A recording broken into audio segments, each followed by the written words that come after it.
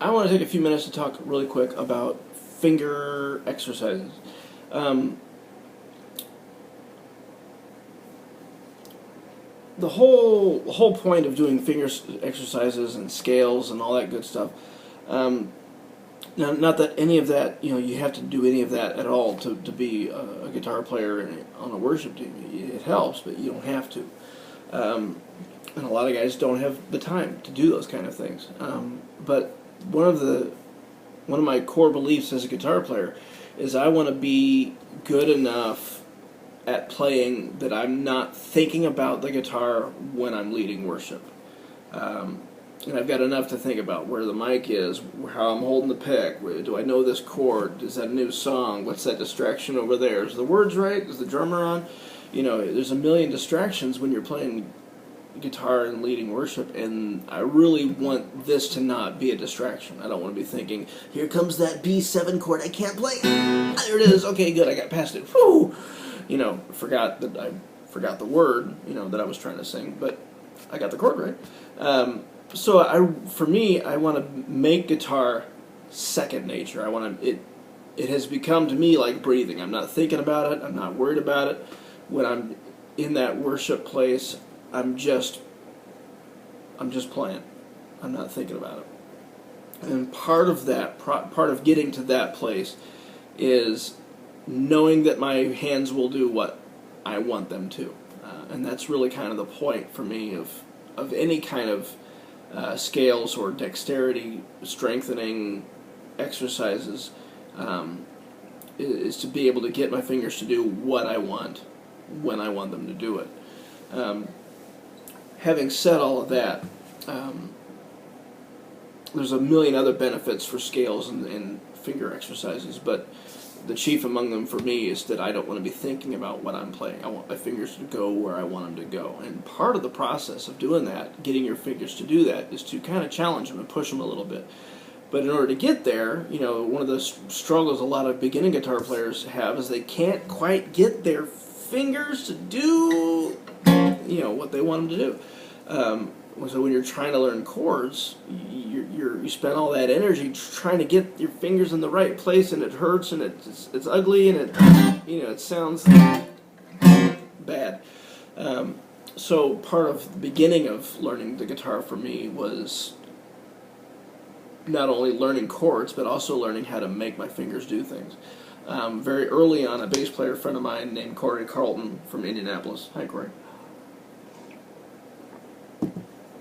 Handed me a little piece of paper when he worked at the guitar shop that we both worked at one time. And it was just this simple exercise, and I took it home and I practiced it. And Corey is an exceedingly good bass player. I knew if what he was suggesting was working for him, then it was something I could adapt and use for me, and I did. From that moment on, I have done this exercise. And this is just called a 1, 2, 3, 4 exercise, and basically you just assign each finger, 1, 2, 3, 4, and your left hand is just going to go 1, 2, 3, 4 down here, and your right hand is going to do what we call alternate picking.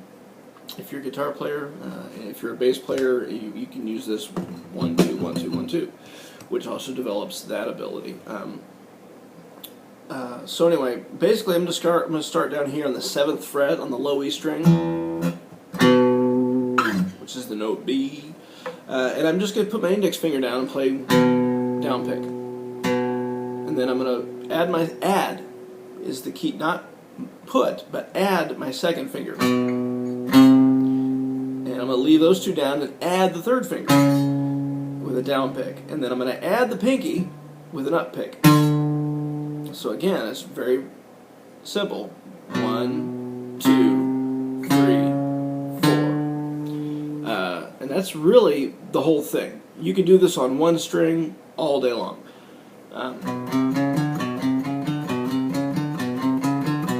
You can watch TV and do this. You can watch your kids do the dishes and do this. You can wait on the phone for customer service and do this.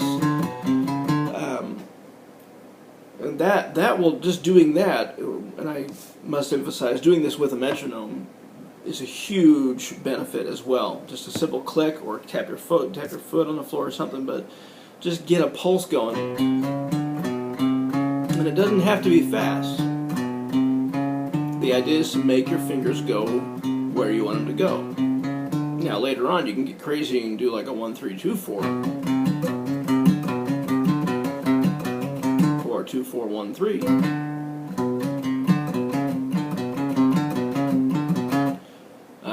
Or, and this is what I like to do as well, a 4, 3, 2, 1.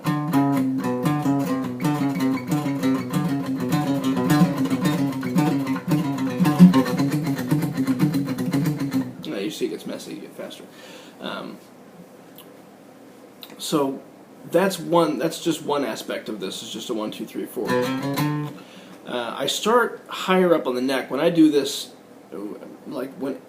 pretty much every time I get the guitar out of the case before a show, before like playing at church or before a concert, or even when I'm at home and I'm going to start warming up to practice something new, learn a new song, learn a new technique, learn some new chords, practice with a metronome. When I'm really getting into some serious workout mode stuff, I will do this kind of exercise. And I start at the 9th fret, and I just 9, 10, 11, 12, and then I go up, I start moving up the neck.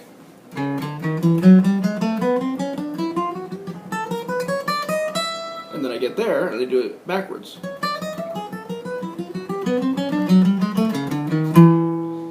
And this is where it gets complicated. Then I do it backwards. 4, 3, 2, 1.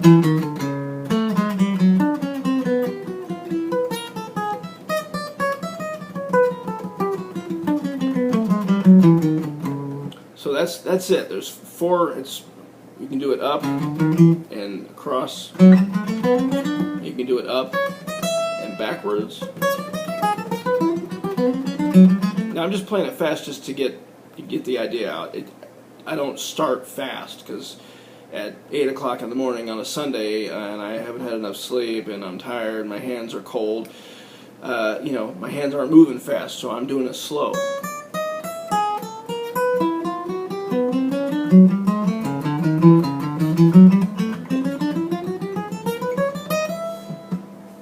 The table's in the way.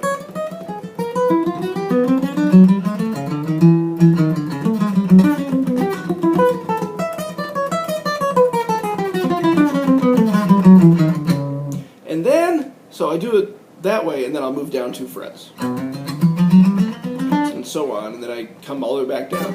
And then I do it, and I move down 2 more frets. Again, speed is not important. Then I'll move down 2 more frets. Now I'm down to the 3rd fret.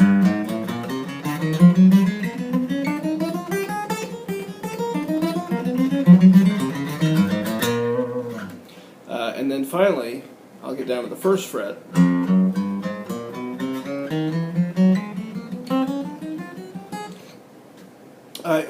And doing this in the last week or so, I've been doing this, and I've started really paying attention to my hands, looking at the dumb camera, going, "Wow, my hand looks like that."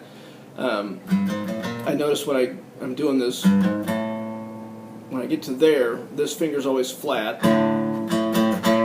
and then my pinky does that automatically. I can't control that. I can't get it to stop doing that. It just comes way out on its own. It's really weird.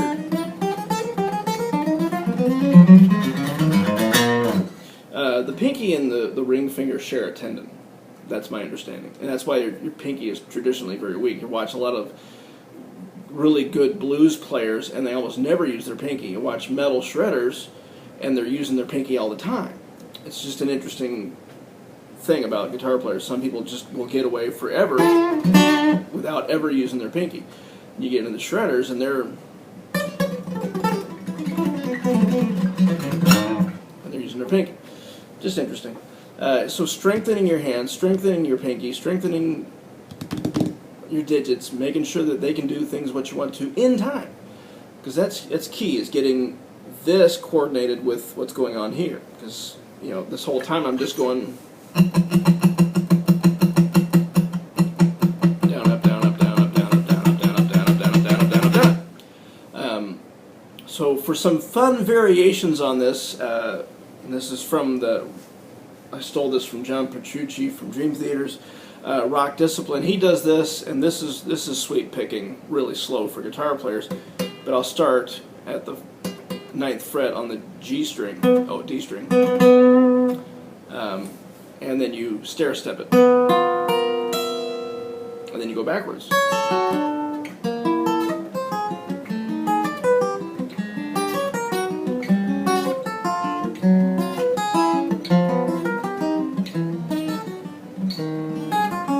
I've been doing that about 10 years and I still can't do it right, so I can't do that kind of stuff. I can't do sweep picking, sorry. So anyway, finger exercises, do them slow, do them with a metronome, alternate pick, 1, 2, 3, 4. When you're doing it, just make sure you're adding fingers. Don't put one down and then pick it up and put down the next one, and put it down and put it down the next one, and put it down and pick up the next one. Don't do that. Keep them all down. Because when you get to here, and you're ready to go to this one, it's already there.